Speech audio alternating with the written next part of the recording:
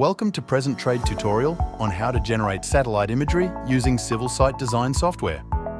First, open your CAD software and load your road design. Go to the Model Viewer button and select Image from Satellite.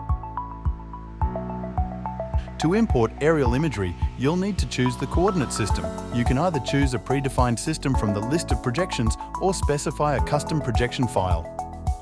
Optionally, you can select a starting point for the satellite image by clicking this button, then click where you want to start with on your drawing.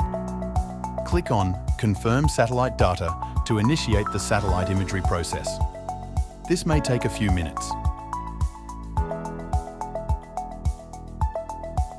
In the upper left corner, you can select your preferred satellite source such as Google, Bing, or Nearmap in either standard or hybrid mode. After making your choice, click Accept. The software will ask how clear you want the image to be. For the clearest view, select No. It will then produce a high-quality satellite image for your area, showing you exactly how the roads you've designed will look in real life. Thanks for watching. Visit our site and follow us on social media for tutorials that boost your skills and to stay informed about the latest software. Connect with Present Trade for more.